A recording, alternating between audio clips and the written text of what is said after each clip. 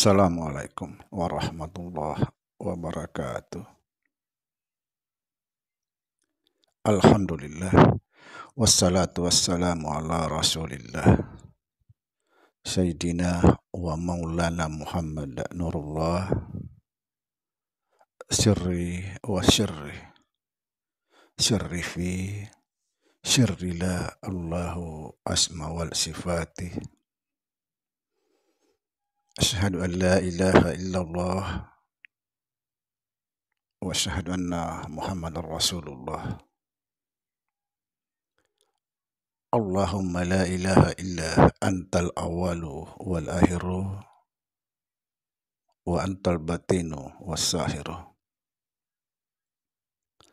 Saudara-saudara yang saya cintai dan yang saya sayangi dimanapun berada, semoga senantiasa dalam bimbingan Allah Subhanahu wa Ta'ala, diberikan rahmat sehat jasmani dan rohani, rahmat panjang umur, serta rahmat ilmu dan rahmat kesejahteraan dunia akhirat. Amin. Amin ya rabbal alamin. Pada kesempatan ini saya akan menyampaikan satu penegasan tentang siapa kita sebenarnya. Siapa kita sebenarnya? Penegasan ini saya sampaikan agar pengetahuan tentang ma'rifat kepada Allah Subhanahu wa Ta'ala semakin jelas. Saudara, sebelum Allah menjadikan Nur Muhammad, apa yang pertama kali yang terjadi? Ini juga sudah pernah saya bahas, tapi di sini saya akan menjelaskan lebih dalam agar pengetahuan kita tentang ma'rifat atau pengenalan kita tentang Allah semakin jelas, nyata, dan tidak bisa kita ingkari, insya Allah.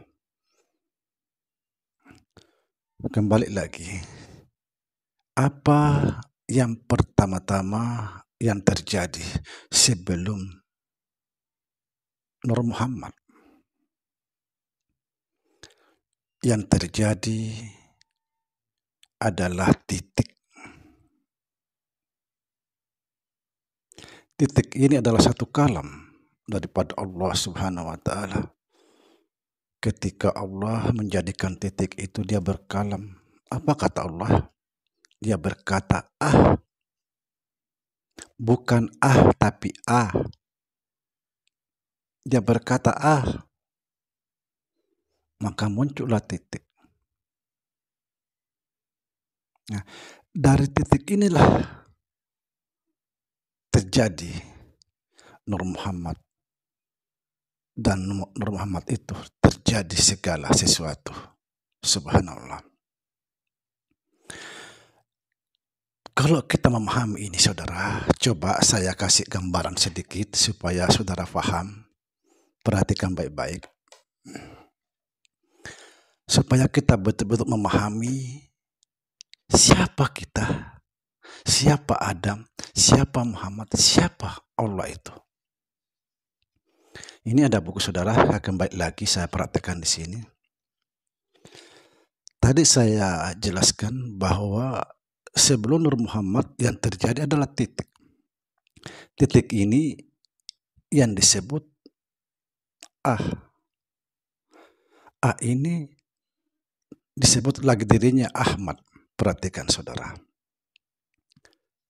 Titik. Nah, titik ya. Ini titik. Titik. Ini yang pertama terjadi sebelum terjadi Nur Muhammad. Titik inilah disebut Ahmad. Ahmad itu artinya Allah Muhammad. Inilah disebut Allah Muhammad. Nah, setelah titik ini mengalir ke bawah, maka hilang titik, lenyap di dalam alif ini. Inilah disebut Nur Muhammad. Ini juga disebut Adam. Subhanallah. Jadi ada makhluk yang pertama sebelum Adam. Inilah disebut Adam. Di mana tadi titik ini? Dia lenyap di dalam Adam. Artinya titik tadi yang disebut Ahmad lenyap di dalam Adam. Maka Adam itulah tempatnya Allah dan Muhammad berhasil.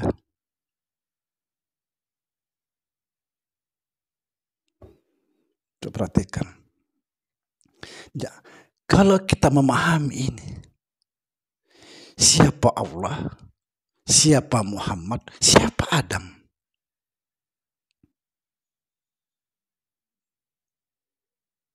Nah, kalau kita mau melihat Muhammad, lihatlah Adam.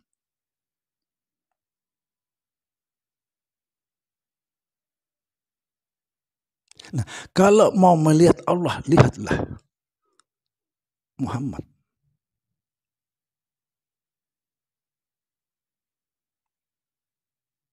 Sangat jelas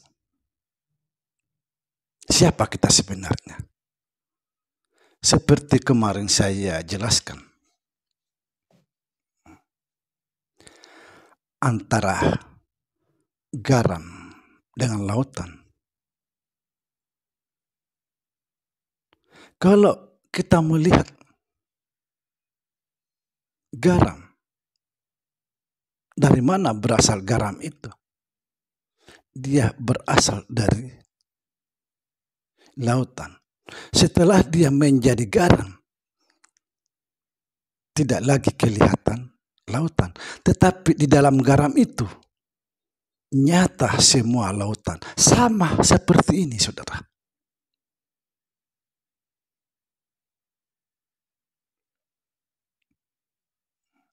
Nah, kalau kita kembalikan antara Qadim dan Baharu. Kalau kita mau melihat Qadim, lihatlah Baharu.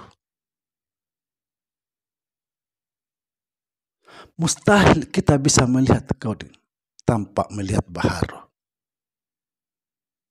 Karena inilah kenyataan Qadim.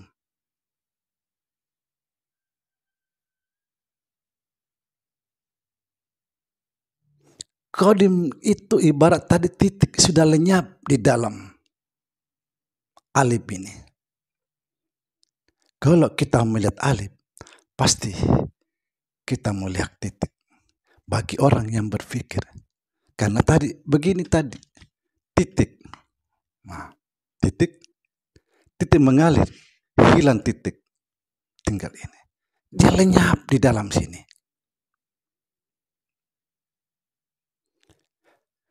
Jadi kita tidak akan bisa mengkari siapa kita sebenarnya.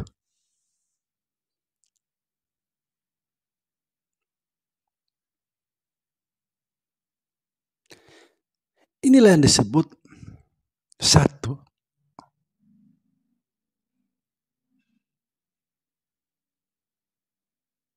tapi beda. Antara titik dengan alif. Satu tapi tidak serupa.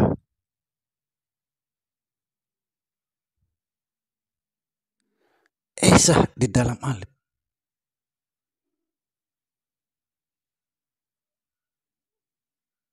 Saya kembali ke atas titik tadi. Titik itulah yang disebut Ahmad. Ahmad itu singkatan daripada Allah Muhammad. Coba saudara perhatikan ya.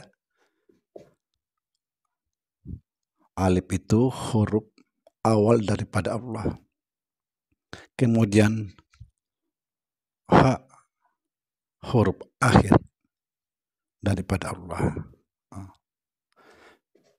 Mim huruf awal Muhammad, dal huruf akhir Muhammad. Maka di situ disimpulkan Ahmad, Allah Muhammad. Allah Muhammad ini lalu dia menetes. Maka inilah juga disebut Nur Muhammad. Itu juga disebut Adam. Nah, kalau mau melihat Nur Muhammad, lihatlah diri kita ini.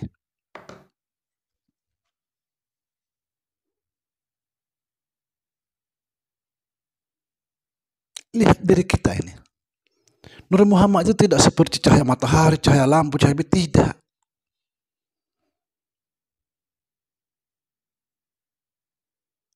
Makanya ada kontes yang menjelaskan siapa istiqomah memandang dirinya adalah Nur Muhammad. Dia tidak hancur. Nur.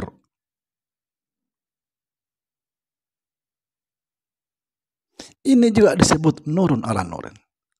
Roh kita itu masuk ke dalam. Roh itu kan daripada nur. Masuk ke dalam. Jasad kita ini juga nur. Maka disebut nurun ala nurin. Cahaya masuk dalam cahaya. Ada juga mengatakan cahaya di atas cahaya.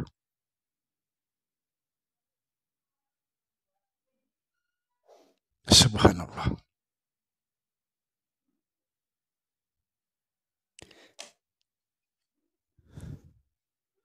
Siapa kita? Sudah banyak konten saya menjelaskan tentang ini, siapa kita sebenarnya. Inilah yang tidak bisa kita ingkari. Banyak orang begini, tidak bisa membedakan antara baharu dengan qadim. Secara syariat bisa dibedakan, tapi secara hakiki kita tidak lagi bisa membedakan. Apanya mau dibedakan?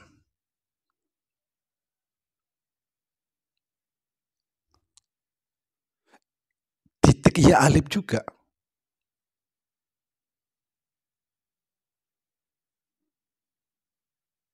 Karena alif itu daripada titik. Lalu ketika kita tulis alif, taruh di atasnya titik. Kita sering membaca, kalau kita dulu belajar, alif di atas A. Oh, alif di atas A, kenapa disebut alif? Alif juga huruf awalnya A. Kenapa disebut? Karena berasal daripada A, daripada titik. Alif di atas A. Cahaya di atas cahaya. Subhanallah.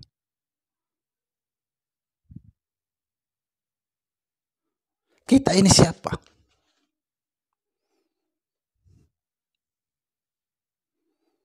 Coba kita renungkan, saudara.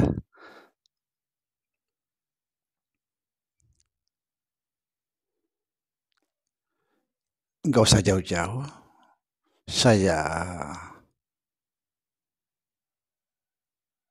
kembalikan lagi ke air laut. Setelah laut itu mensahirkan dirinya menjadi garam. Setelah menjadi garam, di situ tidak ada lagi kelihatan laut. Tapi sejatinya di dalam garam itu semua lautan. Tidak bisa kita ingkari. Begitulah cara kita memandang. Bagaimana cara memandang kita? Qadim. Jelas kita tidak bisa memandang qadim tanpa baharu. Karena semua titik terang itu ada pada baharu. Makanya disitulah dijelaskan di dalam Al-Quran. Huwal awalu wal akhiru wal batin was sahiru. Dia yang awal atau dia yang pertama, dia juga yang akhir. Dia yang batin, dia yang zahir. Atau dia yang tidak nampak, dia juga yang nampak. Maka ketika kita mau memandang, maka pandanglah yang nampak. Karena dia juga. Kenapa dia mensahirkan dirinya? Karena kalau tidak mensahirkan dirinya, dia tidak akan bisa dikenal.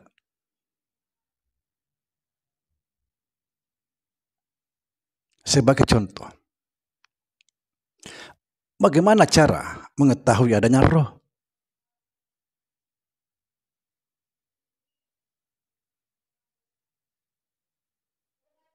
Kalau tidak ada jasad ini, tidak akan pernah ada tahu adanya roh. Siapa yang tahu?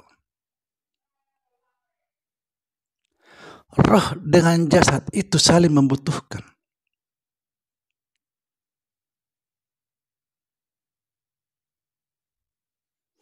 Kenapa diciptakan jasad? Karena dibutuhkan di situ. Tempatnya berkalam.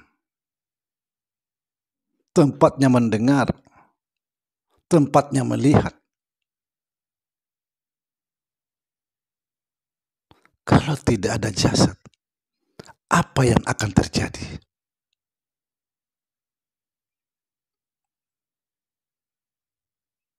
Sekali lagi, secara syariat, pasti kita bisa membedakan antara roh dengan jasad, antara qadim dengan baharu. Tapi secara hakiki tidak lagi dibedakan. Apa yang mau dibedakan? Karena dia segalanya. Tidak ada yang ada kecuali Allah. Semoga faham kita semakin dalam, dan insya Allah kita akan bahas lebih tinggi lagi. Sabar karena juga masih banyak urusan. Semoga saudara sehat selalu, diberikan oleh Allah pemahaman semakin dalam. Assalamualaikum warahmatullahi wabarakatuh.